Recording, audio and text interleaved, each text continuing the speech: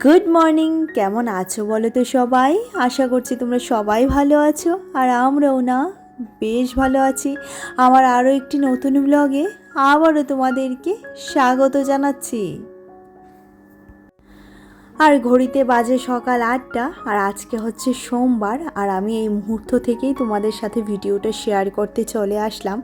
আর প্রতিদিনের রুটিনের মতো স্নান করে পুজো দেওয়ার জন্য ফুল তুলতে চলে এসেছি, সেটা থেকেই আজকের ভিডিওটা স্টার্ট করলাম। আর আমার কি মনে হয় বলো তো, খুব সুন্দর একটা দিনের শুরু যখন হয় আর খুব সুন্দরভাবে দিনটা শুরু হয়, তারপর এত সুন্দর সুন্দর ফুল, গোপোষণার সেবা সমস্ত কিছু দিয়ে যখন দিনের শুরুটা হয়, তখন দিনটা এমনিতেই সুন্দর হয়, জানো তো। তো সেই কারণে আমি আমার দিনের শুরুটা যেভাবে করি সেভাবেই তোমাদের সাথে একটুখানি করে শেয়ার করি। আমারও ভালো লাগে, আশা করি তোমাদেরও ভালো লাগে। তো গোপোষণাকে সেবাতে বসিয়ে রেখে এদিকে চলে এলাম ভিজে জামা কাপড়গুলো মেলতে। এত জামা কাপড় কাচাকাচি হয় যে কি বলবো। আর মিঠি সোনার তো এত জামা কাপড় পরে যে মাঝে মধ্যে না একটুখানি বিরক্তই লেগে যায়, জানো তো। কিন্তু কি করব বলো, বিরক্তি লাগলে তো আর চলবে না, কারণ মেয়েটা এখনও তো কিছু পারেনি। যখন সে পারবে তখন হয়তো বা আমার আর এই কাজগুলি করে দিতে হবে না। তো সেই কারণে একটুখানি ওর কাজটাও করে দেওয়ার চেষ্টা করি, কারণ এখনও ছোট রয়েছে, যখন বড় হবে তখন নিজেরটা তো নিজে করবেই। আর এদিকে চলে এলাম বাসি বিছানাটা তুলতে, যেহেতু মেয়ের স্কুল নেই, তো সেই কারণে মেয়ে উঠতে একটুখানি দেরিই করে এখন। ওই আমি তো উঠে যাই 6:30 7টা নাগাদ, মিঠির বাবাও উঠে পড়ে, তো মিঠির একটুখানি দেরি হয়, ওই 7:30 8টা তো বেজেই যায়। তো সেই কারণে ওকে আর ডাকাডাকি করি না, কি করবে উঠে বলো, উঠেই তো টিভি নিয়ে বসবে। তো যথারীতি দেখো আমি বিছানাটা তুলতে চলে এলাম, আর ওকে বলেছিলাম যে বাবা তুমি যখন বিছানা থেকে নামবে, তো বিছানার ওই যে জানালাগুলো আছে সেটাকে একটুখানি পর্দাটা সরিয়ে দিও। তো হয়তো সে ভুলে যায়, বা তার মন থাকে না, ছোটো বাচ্চা তো তো সেই কারণে হয়তো সে ভুলে যায়। তো যথারীতি আমি পুজোটা দিয়ে ওই বাসি বিছানা দেখতে আর ভালো লাগে না, জানো তো। আমি খুব বেশি কিন্তু তোমাদের সাথে বাসি বিছানা শেয়ার করি না, আমার নিজেরও ভালো লাগে না। আর বাসি বিছানা দেখতে আমার যেরকম ভালো লাগে না, আর তোমাদের সাথে শেয়ার করতেও সেরকমভাবে ভালো লাগে না। তারপরেও আজকে বিছানাটা যেহেতু গোছাচ্ছি, ভাবলাম তোমাদের সাথে একটুখানি শেয়ার করি। আর এই যে একটুখানি ঝাড় দিয়ে নিচ্ছি, যাতে বিছানাটা টান টান থাকে। আর ওই দিককার বিছানা টিছানা গুছিয়ে এসে দেখো এবার মিঠির জন্য একটুখানি মুসলি আর দুধ নিয়ে নিচ্ছি তার টিফিনের জন্য। আর একটা কলাও এটাতে কেটে দিয়ে দিলাম, আর অবশ্যই আমার জন্য একটুখানি চা, কারণ এই মুহূর্তে অনেকটা কাজ করে আসার পর একটুখানি চা না খেলে না আর বাঁচবো না, জানো তো। জাস্ট বাঁচবো না, কারণ এত পরিশ্রম লাগছে যে কি বলবো। আর খিদেও প্রচণ্ড পেয়ে যায় সকালে। আর এই যে চায়ের সাথে একটুখানি চানাচুর নিয়েছিলাম, এটা ভালোই লাগে বেশ খেতে, তবে আমি খুব একটা বেশি চানাচুর টানাচুর খাই না, তো আজকে দেখে প্যাকেটটা ইচ্ছে করলো। আর এদিকে আজকে রান্না হবে মাটন, তো মাটন রান্নার জন্য পেঁয়াজটা কাটছি। আর পেঁয়াজ আমি কাটলেই না আমার এই অবস্থা শুরু হয়ে যায়। তো তোমাদের কার কার এমন অবস্থা হয় বলো, নাকের জল চোখের জল একসাথে হয়ে যায়। তো যখনই মাংস আনে না, আমি এই যে পেঁয়াজ কাটার যন্ত্রণায় আমার মানে চোখ পুরো কানা হয়ে যাওয়ার মতো অবস্থা, জানো তো। আর যেহেতু আমি একটা আমার চোখে প্রবলেম, তো সেই কারণে হয়তো জলটা আমার অনেকটাই বেশি বেরোয় আর অনেকটাই বেশি কষ্ট হয়, কিন্তু তারপরেও খেতে তো হবে, তাই না। আর দেখো এদিকে তোমার বাজারটাও আজকে এনেছিল, তো সেটাও বের করে নিচ্ছি। এনেছিল 2 আঁটি মূলো, আর ছিল তোমার ফুলকপি আর টমেটো, আর ছিল তোমার এটা পেঁয়াজ কলি। তো পেঁয়াজ কলিটা আমার মেয়ের ভীষণ পছন্দের। আর তোমাদেরকে একটা জিনিস শেয়ার করছি, দেখো বড় বাজার থেকে টমেটো এনেছে। এই দেখো এই টমেটোটা কিন্তু একটুখানি ফাটা, মানে এটা আজকে যদি না খাওয়া যায় না তাহলে পচে যাবে। মানে ও যে ধরে আনে না নাকি আমি সেটাই বুঝতে পারলাম না। আর যারা বাজার থেকে দেয় তারাও বা কেমন মানুষ বলো, এই পচা ঠচা কি না দিলে না হয়, কিন্তু আমি জানি না কেন এমন করে। আর জিনিসটা ওরও একটুখানি দোষ আছে, ও যদি ধরে আনতো তাহলে আর পচা ঠোচা আর থাকে না, তাই না।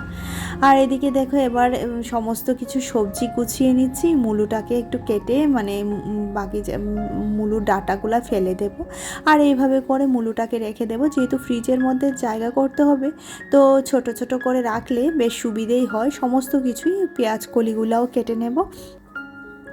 আর এই যে ফুলকপির অতিরিক্ত ডাঁটাগুলো সেগুলোও কেটে ফেলে দেবো, দরকার নেই, এগুলা খাই না তো, আর এগুলো রেখেই কী লাভ বলো। আর পেঁয়াজ কড়িটাকেও ঠিক এভাবেই কেটে নিচ্ছি যাতে কাটার সময় আর কোনো অংশ ফেলতে না হয়, ঠিক এরকমভাবে পরিষ্কার করে নিচ্ছি। আর এই যে পেঁয়াজ কলি কাটছি তাতেও আমার একই অবস্থা, মানে চোখ মুখ জলে এত কষ্ট হচ্ছিল আজকে আমার যে তোমাদেরকে কি বলবো। কিন্তু তারপরেও কিছু করার নেই, ঘরের কাজকর্ম এগুলো তো করতেই হবে। আর প্রত্যেকটা কাজের সাথে ওই যে সবজি কাটা পেঁয়াজ কাটা সেটাও তো ওতপ্রোতভাবে জড়িত, কোনোটাই তো আর বাদ দেওয়া যাবে না। চিকেন মাটন খেতে হলে তো একটুখানি পেঁয়াজ কাটতে হয়, তাই না? আর এদিকে দেখো সমস্ত সবজিপাতি গুছিয়ে এবার এদিকে রান্নাটা করতে চলে এলাম। আর মাটনটা রান্না করছি, তেলে দিয়ে দিয়েছিলাম তোমার তেজপাতা আর পেঁয়াজটা ভালো করে একটুখানি ভাজা ভাজা হলে ওই যে টমেটোটা সেটাকে কেটে রেখেছিলাম সেটা দিয়ে দিলাম, একই সাথে মাখানো মাংসটা দিয়ে দিলাম। এটাতে আদা রসুন আর লবণ হলুদ আদা রসুন আর তোমার দিয়েছিলাম সর্ষের তেল দিয়ে মেখে একটুখানি কড়াইতে দিয়ে দিলাম। আর আজকে একদমই তেল মশলা কম করে দিচ্ছি, খুব বেশি তেল মশলাযুক্ত খাওয়ার খেতে ইচ্ছে করছিল না। আর এদিকে কিছুটা আস্ত পেঁয়াজ আর কয়েকটা আলু দিয়ে দিলাম কেটে। এবার ভালো করে নাড়াচাড়া করে কাঁচা লঙ্কা বেটে দিয়ে দেবো। আর আজকে রান্নাটা কিন্তু কাঁচা লঙ্কা দিয়েই করব, যেহেতু কাঁচা লঙ্কাটা দেখতে কালো, তাই সেই জন্য তরকারিটাও মনে হচ্ছে আজকে কীরকম হবে আমি জানি না, তা হয়ে যাক, তারপর আমি তোমাদের সাথে ফাইনালটা শেয়ার করছি। আর এই যে তরকারিটা খেতেও বেশ ভালো হয়েছিল, সেরকমভাবে কালারটাও এতটা খারাপ আসেনি, ভালোই এসেছে। আর ঝালটা খুব বেশি হয়নি জানো তো, কাঁচা লঙ্কা না সেরকম বেশি ঝাল নয়। তো তারপরেও হয়ে যাবে আমাদের। মিঠির পাপা তো খুব বেশি ঝাল খায় আর আমি একদমই কম ঝাল খাই, আর মিঠি তো ঝাল খায় না বললেই চলে। আর এদিকে দেখো তরকারিটা হয়ে গেছে, তরকারির ফাইনাল লুকটাও তোমাদেরকে দেখাচ্ছি। আর এই মুহূর্তে কিন্তু আমরা খেতে বসে পড়বো, খাওয়ার টাইম হয়ে গেছে। তারপর আমি সমস্ত কিছু পরিষ্কার করব, যেহেতু আজকে মানডে, মেয়ের তোমার ম্যাথ ক্লাস আছে, তো সেখানেও নিয়ে যেতে হবে। আর আজকে মেনুতে শুধুমাত্র একখানা তরকারি আর এই যে স্যালাড আর কেটে নিয়েছিলাম তোমার লেবু, তো সবার খাওয়া হয়ে গেছে। দুখানা থালা দেখতে পাচ্ছ, এটা মিঠি আর মিঠির পাপার। যেহেতু আমি দুপুরবেলাও ভাত খাই না, রাতেও ভাত খাই না, তো ভাতটা আমার জন্য বাড়া হয়নি, আমি রুটিটাকে গরম করে নিয়েছি, রুটিটা খেয়ে নেব। আর এইদিকে দেখো সমস্ত কাজ সেরে মেয়েটাকে নিয়ে, মেয়ের পাপাই যাবে, ওকে একটুখানি রেডি করে দিতে হবে। আর এই যে এদিকে দেখো তোমার বাসনপত্রগুলোও একটু ভালো করে ধুয়ে নিচ্ছি, সমস্ত বাসন ধোয়া টোয়া করে তারপর আমি ওই ঘরে যাব আর একটুখানি রেস্ট করব। আর ওই যে শীতের দিনের বেলা না সেরকম রেস্টটা কিন্তু আর হয় না জানো তো, সারাদিন ঘরে কাজ করে করে হয়ে যায়। তারপর আমি গতকালকের ব্লগের একটুখানি কমেন্টগুলো আজকে পড়ছি, ঠিক আছে। রুম্পা দিদিভাই বলছিল তোমরা মনে হয় শুটকি মাছটা একটু বেশি খাও, মাছ রান্নাটা খুব ভালো লাগলো। হ্যাঁ দিদিভাই, আমরা ত্রিপুরার মানুষ, শুটকি মাছটা একটু বেশিই পছন্দ করি বলতে গেলে। তারপর রিঙ্কি ব্লগসে রিঙ্কি বলেছে খুব ভালো লাগলো দিদিভাই, অসংখ্য অসংখ্য ধন্যবাদ রিঙ্কি। শ্রেয়াসেন মমের শ্রাবন্তী বলছিল এই শুটকিটা পেঁয়াজ দিয়ে একটু ঝাল ঝাল করে ভুনা করলে বেশি টেস্ট লাগে, ট্রাই করতে পারো দিদি। অসংখ্য ধন্যবাদ শ্রাবন্তী, হ্যাঁ অবশ্যই দেখব। আর আমি শুধু পেঁয়াজ দিয়ে খাইনি কখনো, তবে দেখব। আর এই যে রান্না বান্না শেষ করে দেখো এবার পড়ন্ত বিকেল পুরো চলে এসছে, একদম পড়ন্ত বিকেল, আকাশ দেখে তো বুঝতেই পারছো এখন আর শোয়ার একদমই টাইম নেই। আমি ভিডিওটা আপলোডে বসিয়েছি, এসে তারপর এদিকে তোমার চলে এলাম জামা কাপড়গুলো নিতে। তারপর বিকেলে ঘরের কাজবাজ তো আছেই, সমস্ত কিছুই করতে হবে। আর বেশ কয়েকদিন ধরে না আমার নাকটা বন্ধ হয়ে আছে, কেন সেটাই বুঝতে পারছি না, শ্বাসটা ফেলতে হচ্ছে মুখ দিয়ে, তো সেটা তো একটু ইরিটেটিং লাগছেই। তারপরেও সমস্ত কিছু মানে ফেলেও তোমাদের জন্য ভিডিও করছি, কিন্তু সেরকম ভিডিওতে রেসপন্স পাচ্ছি না।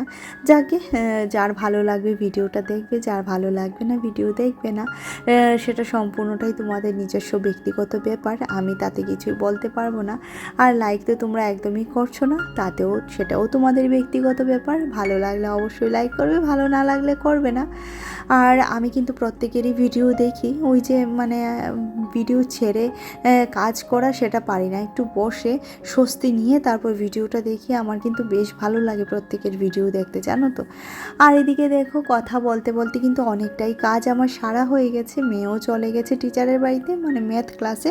আর এই মুহূর্তে ঘরটা একদমই ফাঁকা আছে, তো আমি আমার মতো করে ঘরটাকে গুছিয়ে নিচ্ছি।